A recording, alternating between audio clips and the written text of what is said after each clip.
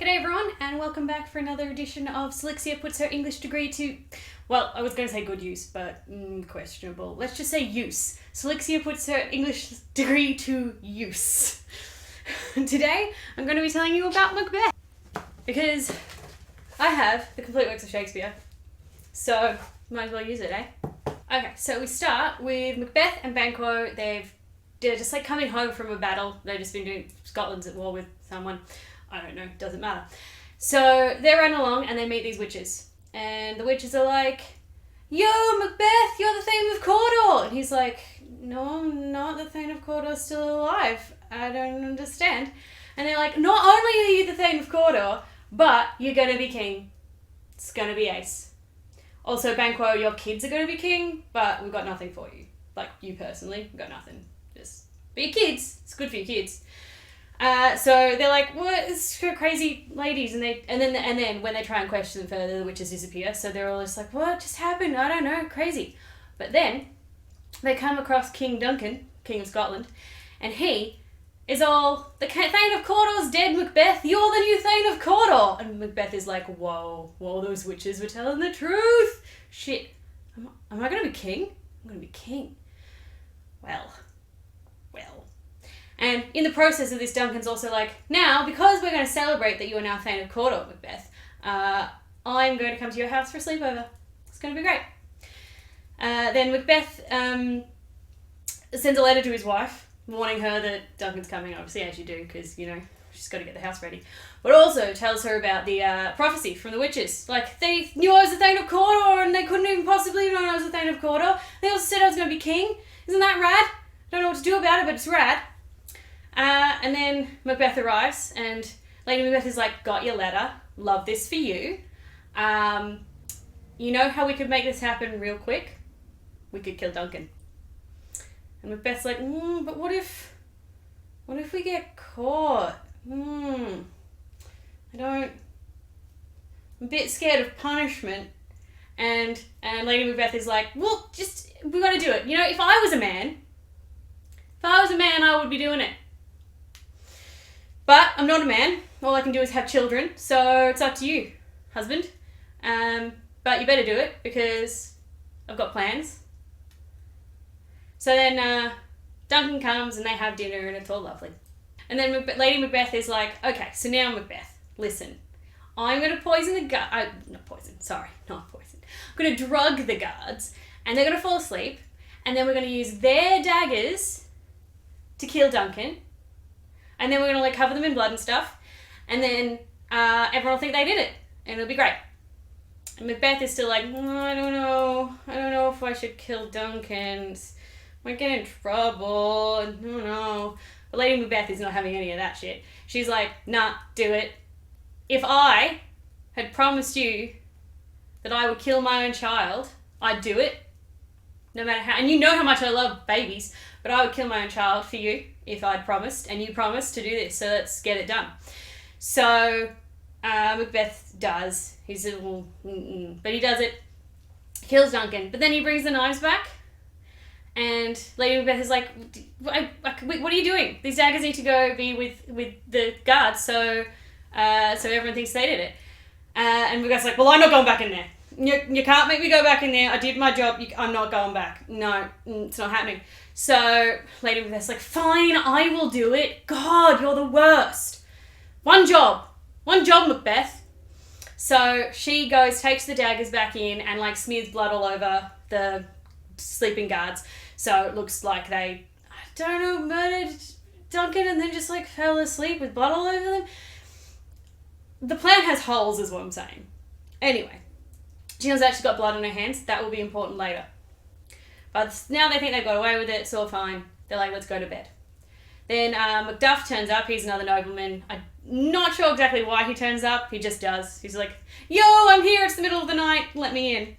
And he finds Duncan dead and, you know, raises the alarm, all that hullabaloo. And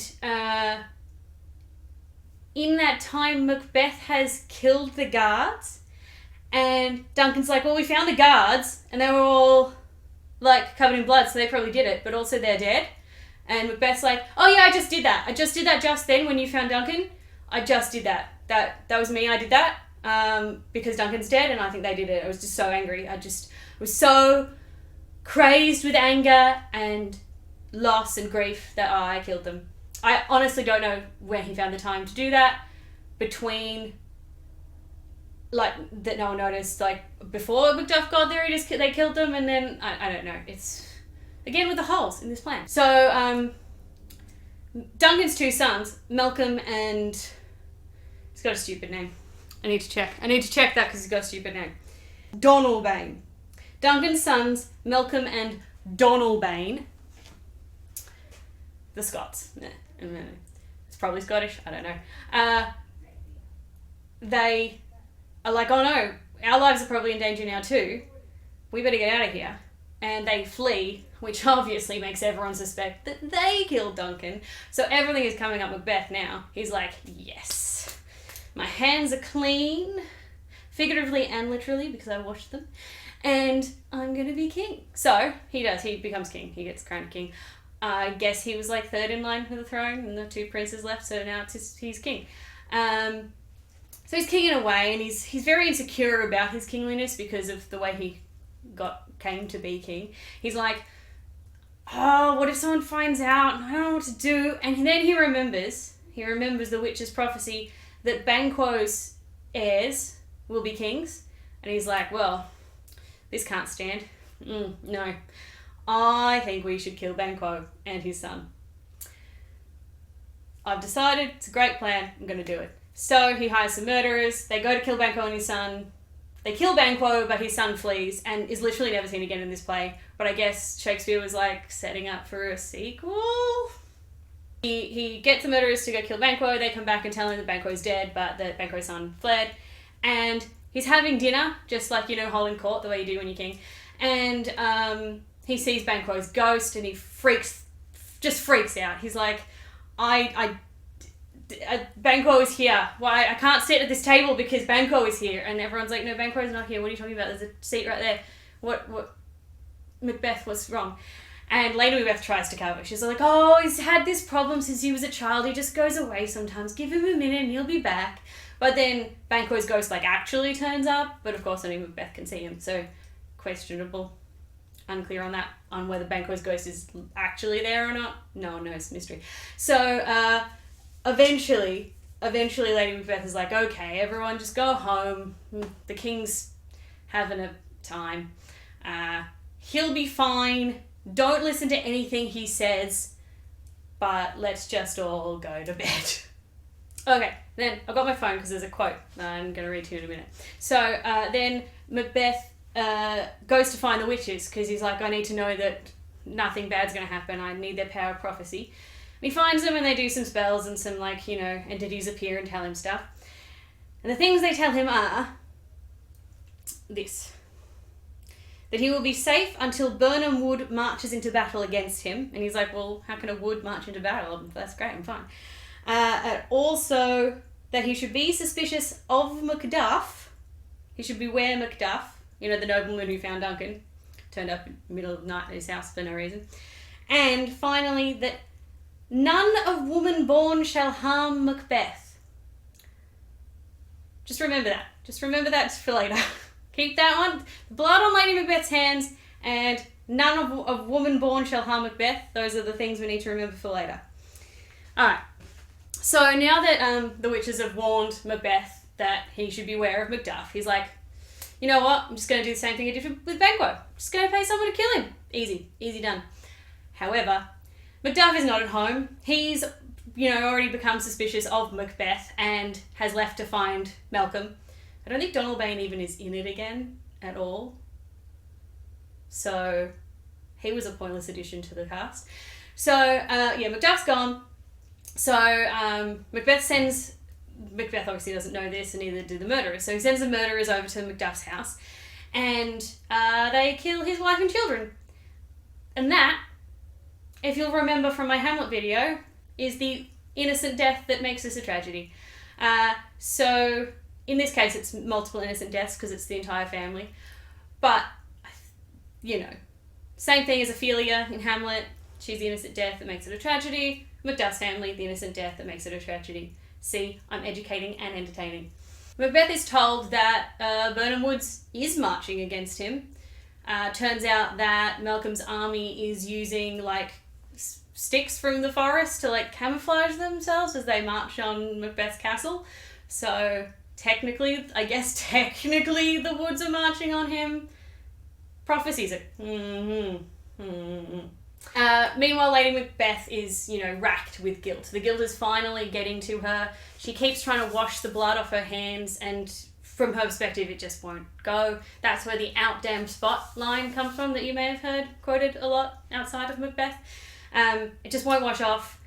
She's sleepwalking. She's, having a real hard time of it. And she kills herself, which is sad and bad, but Shakespeare. So Macbeth finds out, and he's obviously sad about that, but he's got bigger problems, because in this battle with Malcolm marching his army through the woods and with the twigs, the battle has started, and Macduff finds Macbeth, and they fight. And Macbeth, in the course of this, because there's lots of talking during fights in Shakespearean plays, just a lot of dialogue and not actually much action. So during this fight, Macbeth learns that Macduff was born from a caesarean section, and therefore was technically not born of a woman. Technically. Again, with the prophecies and the wishy-washy. So Macduff can kill him, and does, and takes his head to Malcolm, and then Malcolm goes to Scone to get crowned, and that's the end. That's the end of the play. So there you have it. That's Macbeth in a nutshell. A lot less wishy-washy than Hamlet. So I will give it credit for that, but again, this is a play I studied many, many times during my, English courses throughout my life, and it's not that good, is it? It's just not that good. So now you get to know about it without having to actually read it, and everyone wins, I think. Especially Malcolm and Banquo's children, I guess. Just never comes up again. I guess that just, happens casually. Like maybe Banquo's son marries like Malcolm's daughter or something. I don't know, we could invent a whole sequel to this here and now if you wanted. And then Banquo's heirs just rule Scotland until Scotland no longer has a king. That's canon now, I've decided.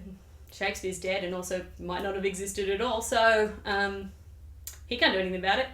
Interesting fact, that is an interesting fact about Macbeth. If you are one of the people who subscribes to the idea that even if Shakespeare existed as an actual man and not just a cooperative of Elizabethan playwrights, that he almost certainly still got collaborated with other playwrights that was just very common. They collaborated all the time. So Macbeth, because it's a particularly violent tragedy from Shakespeare, and the only other really, really violent tragedy he has is Titus Andronicus, which is messed up.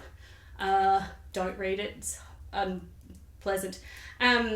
There's a lot of evidence to suggest that the violent parts of his tragedies were written by someone else.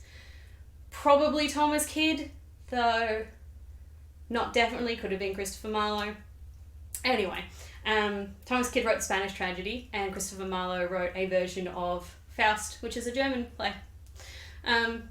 So yeah, that's the educational portion of this over, and if you enjoyed this, please like and subscribe, and thanks for watching. I'll see you next time.